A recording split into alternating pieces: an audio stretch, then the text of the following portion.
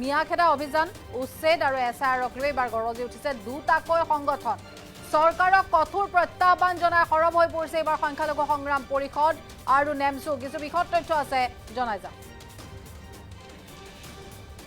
আমি জনাইছো উজনি অসমৰ মুছলমানক অত্যাচাৰ কৰাৰ টাৰ্গেট কৰা হৈছে কিয় চৰকাৰে অসমত বলবৎ কৰিব বিচাৰিছে এছআইআৰ মুখ্যমন্ত্ৰী গৰাকী উজনি অসমৰ একাংশ সংগঠনক এতিয়া উচতনি দিছে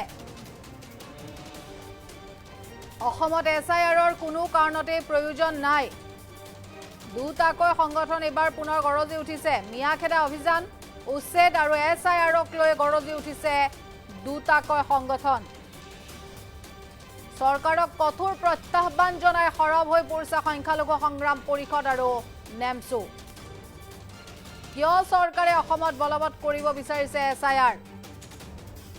এছআইআৰক লৈ এই পৰ্যন্ত চৰ্চা যদি এছআইআৰ আনে তেন্তে এনআৰচিত নাম থকা ব্যক্তিসকলৰ এছআইআৰত নাম আহিব লাগিব অসমত এছআইআৰ প্ৰযোজ্য কৰাৰ কোনো প্ৰয়োজন নাই দুটাকৈ সংগঠন পুনৰ এবাৰ গৰজি উঠিছে কেন্দ্ৰীয় মুখ্য নিৰ্বাচনী আয়ুক্তক স্মাৰক পত্ৰ প্ৰদান কৰিছে দুই সংগঠনে নতুন দিল্লীত সংবাদমেল সম্বোধন কৰি গৰজি উঠিছে সংখ্যালঘু সংগ্ৰাম পৰিষদ আৰু নেমছু উজনি অসমৰ যিসকল মুছলমান লোক তেওঁলোকক এতিয়া অত্যাচাৰ কৰাৰ বাবে টাৰ্গেট কৰি লোৱা হৈছে চৰকাৰে অসমত কিয় এছআইআৰ বলবৎ কৰিব বিচাৰিছে মুখ্যমন্ত্ৰী গৰাকীয়ে উজনি অসমৰ একাংশ সংগঠনক এতিয়া উচতনি দিছে বুলি মন্তব্য আগবঢ়োৱা হৈছে অসমত এছআইআৰৰ কোনো কাৰণতে প্ৰয়োজন নাই মিয়াখেদা অভিযান উচ্ছেদ আৰু এছআইআৰক লৈ গৰজি উঠিছে এবাৰ দুটাকৈ সংগঠন চৰকাৰক কঠোৰ প্ৰত্যাহ্বান জনাই সৰব হৈ পৰিছে সংখ্যালঘু সংগ্ৰাম পৰিষদ আৰু নেমছু কিয় চৰকাৰে অসমত বলবৎ কৰিব বিচাৰিছে এছআইআৰ বুলিও প্ৰশ্ন উত্থাপন কৰা হৈছে দুটাকৈ সংগঠন পুনৰ গৰজি উঠিছে মুছলমান লোকসকলকে বাৰম্বাৰ কিয় টাৰ্গেট কৰি লোৱা হৈছে যদি এছআইআৰে আনে তেন্তে এনআৰচিত যিসকল ব্যক্তিৰ নাম আছে তেওঁলোকৰ এছআইআৰটো নাম থাকিব লাগিব আৰু অসমত এছআইআৰ প্ৰযোজ্য কৰাৰ কোনো প্ৰয়োজন নাই বুলি উল্লেখ কৰা হৈছে কেন্দ্ৰীয় মুখ্য নিৰ্বাচনী আয়ুক্তক এই দুই সংগঠনে ইতিমধ্যে স্মাৰক পত্ৰ প্ৰদান কৰিছে নতুন দিল্লীত সংবাদমেল যোগে গৰজি উঠিছে সংখ্যালঘু সংগ্ৰাম পৰিষদ আৰু লগতে নেমছু চৰকাৰে অসমত এছআইআৰ বলবৎ কৰাৰ কাৰণ কি উজনি অসমৰ মুছলমান লোকসকলক এক প্ৰকাৰ অত্যাচাৰ কৰাৰ টাৰ্গেট কৰা হৈছে মন্তব্য আছে আগবঢ়াইছো আমি নেমছু আৰু অসম সংখ্যালঘু সংগ্ৰাম পৰিষদে আজি ভাৰতবৰ্ষৰ গৃহ বিভাগৰ সেক্ৰেটাৰী সম্পাদক সচিব আৰু নিৰ্বাচনী আয়ুক্তক আমি দুটা সংগঠনে স্মাৰক পত্ৰ আমি প্ৰদান কৰিছো অসমত যি এছআইআৰৰ কথা আহি আছে চাক ভাৰতবৰ্ষৰ অন্যান্য ৰাজ্যতকৈ অসমৰ কথাটো অলপ সুকীয়া আৰু পৃথক কিয়নো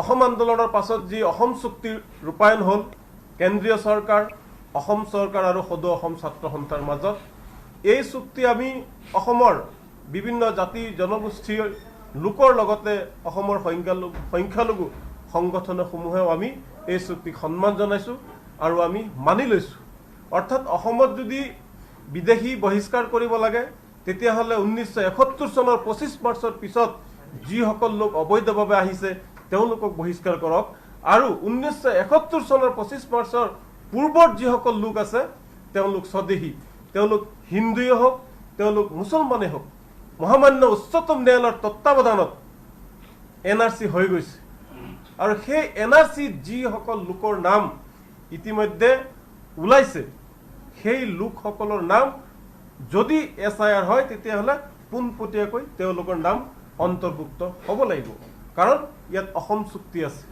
যে অসম চুক্তি থকাৰ পিছত 1971 চনৰ 1966 চনৰ ভোটাৰ তালিকাত নাম থকাৰ পিছতো যি এছআইআৰ জাপি দিব বিচাৰিছে আমি ভাবো যে এছআইআৰৰ প্ৰয়োজন নাই কিন্তু চৰকাৰে যদি প্ৰয়োজন বোধ কৰে তেতিয়াহ'লে এনআৰচিত থকা লোকসকলৰ এনআৰচিত যিসকল লোকৰ নাম আহিছে তেওঁলোকৰ নামসমূহ পোনপটীয়াকৈ তাতে অন্তৰ্ভুক্ত কৰিব লাগিব আমাৰ দ্বিতীয় বিষয়টো আছিল যে উজনি অসমত বৰ্তমান উজনি অসমত বিদেশীৰ নামত মিয়া মুছলমান লোকসকলক টাৰ্গেট কৰি অত্যাচাৰ কৰিছে একাংশ উগ্ৰবাদী লোকে। তেওঁলোকক শ্ৰমিকসকলক ধন দাবী কৰা হৈছে, শ্ৰমিকসকলক উজনিত মাৰপিট কৰা হৈছে, শ্ৰমিকসকলক উজনিত য'ত ভাড়া থাকে ঘৰে ঘৰে গৈ বিচাৰি ফুৰিছে। তেওঁলোক স্বদেশী নাগৰিক হয়। যোৱাকালিও দেখিছোঁ আপোনালোকৰ সংবাদ মাধ্যম যোগে প্ৰকাশ হৈছে, ধুবুৰী চাপৰ অঞ্চলৰ খিলঞ্জীয়া মিয়া মুছলমান লোকসকলক তাত অত্যাচাৰ কৰিছে, ধন দাবী কৰিছে, যিটো গণ উন্মাদনাৰ সৃষ্টি কৰি আছে। একাংশ লোকে আইনৰ বিপৰীতে গৈ সেইসকল লোকক হাৰাশাস্তি নকৰিবলৈ, আইনীভাৱে সেইসকল লোকক উন্মাদনা সৃষ্টি কৰা লোকসকলক শাস্তি দিবৰ বাবে আজি আমি কেন্দ্ৰীয় গৃহ সচিব ডাঙৰীয়াক আমি স্মাৰক পত্ৰ আমি প্ৰদান কৰিছোঁ। উজনিত বিদেশী আছে, চৰকাৰ প্ৰশাসন আছে, গৃহ বিভাগ আছে।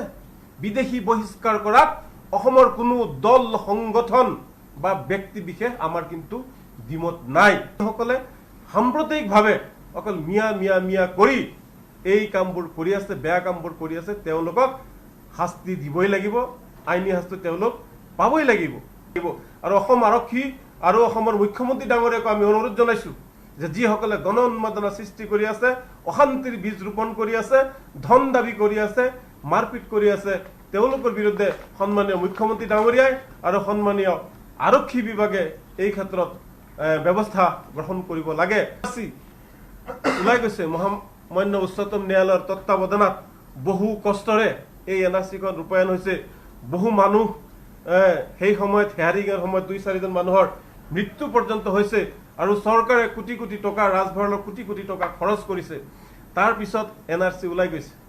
কিন্তু এতিয়া আকৌ এই NRC-ৰ যিহেতু সংশোধনী কৰাৰ বাবে পুনৰ আমাক তেওঁলোকে আপিল কৰিছে।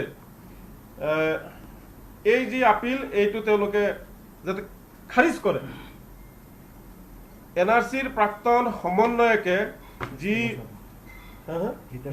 হিতাদেৱ শৰ্মা ডাঙৰীয়াই যি আপিল কৰিছে, এই আপিল আমি খাৰিজ কৰাৰ কাৰণে আমি আবেদন জনাম। আমি আশা কৰিছোঁ যে অসমত যিটো অশান্তিৰ সৃষ্টি হৈ আছে, এই অশান্তি যাতে আগত দিনত নাথাকে। অসমৰ সন্মানীয় মুখ্যমন্ত্ৰী ডাঙৰীয়া, তেওঁ অসমৰ হিন্দুসকলৰো মুখ্যমন্ত্ৰী, তেওঁ অসমৰ মুছলমান, জৈন, শিখ, খ্ৰীষ্টান সকলোৰে মুখ্যমন্ত্ৰী হয়। গতিকে অসমত বসবাস কৰা প্ৰতিটো জাতি জনগোষ্ঠীৰ লোকক শান্তি, উন্নতি, নিৰাপত্তা দিয়া দায়িত্ব কিন্তু চৰকাৰৰ। অসমত যাতে কোনো অশান্তিৰ পৰিৱেশ বিৰাজ কৰিব নোৱাৰে, তাৰ কাৰণে অসমৰ মুখ্যমন্ত্ৰী আৰু গৃহ বিভাগক পুনৰবাৰ আমি নেমচু আৰু অসম সংখ্যালঘু সংগ্ৰাম পৰিষদৰ তৰফৰ পৰা আমি আহ্বান জনাইছোঁ।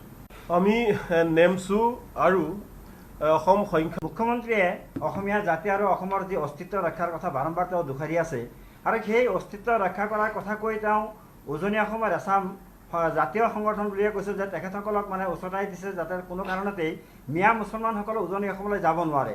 আমাৰ এটা প্ৰশ্ন হৈছে যে মুখ্যমন্ত্ৰীয়ে আচলতে এই মিয়া মুছলমানসকলক উজনিৰ পৰা মানে খেদি পঠিয়াই তেওঁ কি অসমখনক সুৰক্ষিত কৰিব পৰা বুলি ভাবিছে নেকি? এই কথাটোত আমাৰ এটা আশা আছে, আমাৰ এটা আপত্তি আছে। যদিও মুখ্যমন্ত্ৰীয়ে সঁচাকৈ আচলতে অসমখনক সুৰক্ষিত কৰিব বিচাৰিছে বা অসমৰ খিলঞ্জীয়া জাতি জনগোষ্ঠীবিলাকক সুৰক্ষিত কৰিব বিচাৰিছে, তেনেহ'লে মুখ্যমন্ত্ৰীয়ে আইনগতভাৱে তেওঁলোকক সুৰক্ষিত কৰিব লাগিব। আচলতে এইবিলাক বাহানাবাজি কৰি অসমৰ জাতি জনগোষ্ঠীবিলাক সুৰক্ষিত কৰা কোনো বাধ্যই সম্ভৱ নহয়। তাৰ এটা বাস্তৱ প্ৰমাণ হ'ল যে আচলতে যদি মুখ্যমন্ত্ৰীয়ে খিলঞ্জীয়া জাতি জনগোষ্ঠীৰ লোকসকলক সঁচাকৈ ভাল পায়, তেওঁলোকক যদি আচলতে উদ্ধাৰ কৰিব বিচাৰিছে, তেনেহ'লে তেখেতে এই 6 জনগোষ্ঠীক জনজাতিকৰণ কৰি আচলতে তেওঁ অসমৰ সেই খিলঞ্জীয়া জাতি জনগোষ্ঠীক সুৰক্ষা দিব লাগিছিল। আজি ইমান দিনলৈকে বিভিন্ন জনগোষ্ঠীৰ মানুহবিলাকে চিঞৰি থকাৰ পিছতো সংগঠনবিলাকে, জনগোষ্ঠীয় সংগঠনবিলাকে চিঞৰ বাখৰ কৰাৰ পিছতো দেখিবলৈ পাইছোঁ যে মুখ্যমন্ত্ৰীয়ে এটাৰ পিছত এটাকৈ মিছা কথা কৈ এইসকল মানুহক আভুৱা ভৰিছে।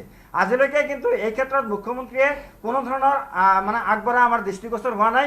গতিকে আমি মুখ্যমন্ত্ৰীৰ ওচৰত আমি আহ্বান জনাইছোঁ যে সঁচাকৈ যদি অসমৰ বিভিন্ন জাতি জনগোষ্ঠীৰ লোকসকলক, যদি খিলঞ্জীয়া জাতি জনগোষ্ঠীৰ লোকসকলক যদি মুখ্যমন্ত্ৰীয়ে আচলতে সুৰক্ষিত কৰিব বিচাৰিছে, তেনেহ'লে সেই 6 জনগোষ্ঠীক জনজাতিকৰণ কৰি নিৰ্বাচনৰ পূৰ্বে 2026 চনৰ নিৰ্বাচনৰ পূৰ্বেই 6 জনগোষ্ঠীক জনজাতিকৰণ কৰি তেওঁলোকক সুৰক্ষিত কৰক।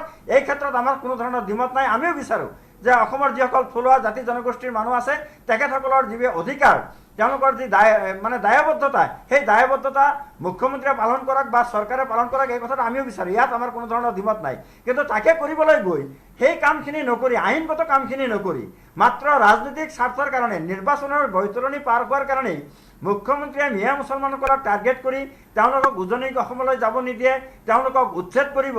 যদি তেওঁলোকক উচ্ছেদ কৰাৰ সময়ত আমি এটা কথা লক্ষ্য কৰিছোঁ যে সদায় মুখ্যমন্ত্ৰীয়ে কয় যে আমি বিদেশীক উৎখাত কৰিছোঁ, বাংলাদেশীক আমি উচ্ছেদ কৰিছোঁ। সঁচাকৈ যদি এসকল মানুহ বাংলাদেশী বা তেওঁলোক যদি বিদেশী, তেওঁলোকক উচ্ছেদ কৰাৰ পিছত এই মানুহখিনি ক'লৈ গ'ল? সেই মানুহখিনিক কিয় মুখ্যমন্ত্ৰীয়ে আটক কৰি সেই মানুহখিনিক কিয় বাংলাদেশলৈ তেওঁলোকক মানে পঠিয়াই দিব নোৱাৰিলে? এইটো এটা ডাঙৰ প্ৰশ্ন। গতিকে এইটো সম্পূৰ্ণৰূপে এটা ৰাজনৈতিক পৰিকল্পনা, এই কথাটো ইতিমধ্যে স্পষ্ট হৈ পৰিছে।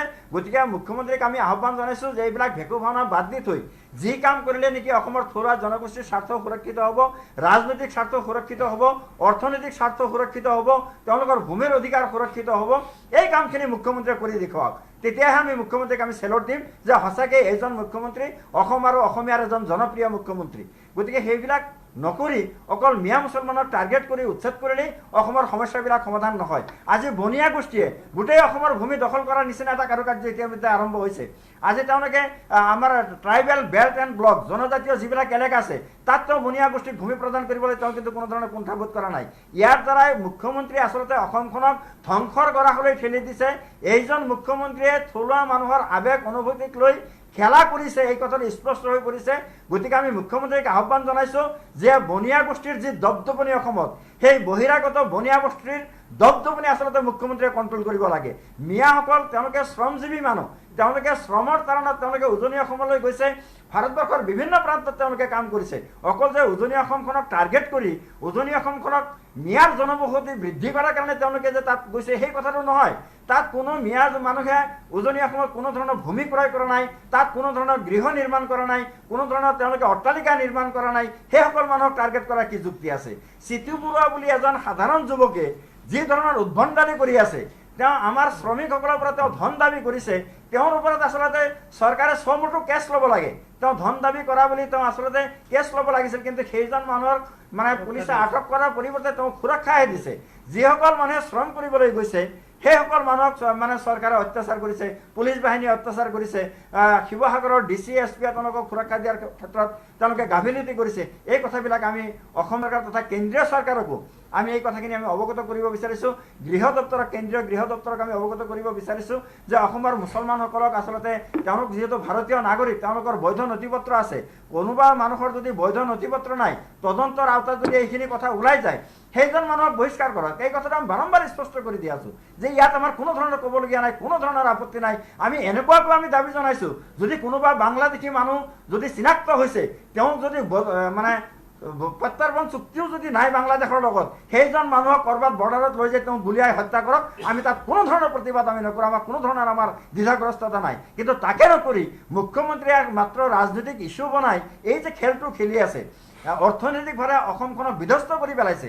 আজি বিভিন্ন উজনি অসমত যিবিলাক ডেভেলপমেণ্টৰ কাম, গোটেই ডেভেলপমেণ্টৰ কামবিলাক স্থগিত হৈ গৈছে। তাত যিবিলাক মানে ইটা ভাটাৰ মালিক আছে, তেওঁলোকে লাখ লাখ টকা বেংকৰ পৰা তেওঁলোকে ঋণ লৈ তেওঁলোকে ইটা ভাটাবিলাক গঢ়ি তুলিছে। আজি তাত শ্ৰমিকৰ অভাৱত তেওঁলোকৰ সেই ইটা ভাটাৰ কামবিলাক মানে স্তব্ধ হৈ গৈছে। সেইসকল মানুহে, সেইসকল মালিকে বেংকৰ ঋণবিলাক কেনেকৈ পৰিশোধ কৰিব? সেই ঋণ মুখ্যমন্ত্ৰীয়ে দাবী ল'ব নেকি, দায়িত্ব ল'ব নেকি যে সেই ঋণ পৰিশোধ কৰাৰ কাৰণে? নিশ্চয়কৈ মুখ্যমন্ত্ৰীয়ে সেই ঋণ পৰিশোধ কৰাৰ কাৰণে দায়িত্ব নলয়।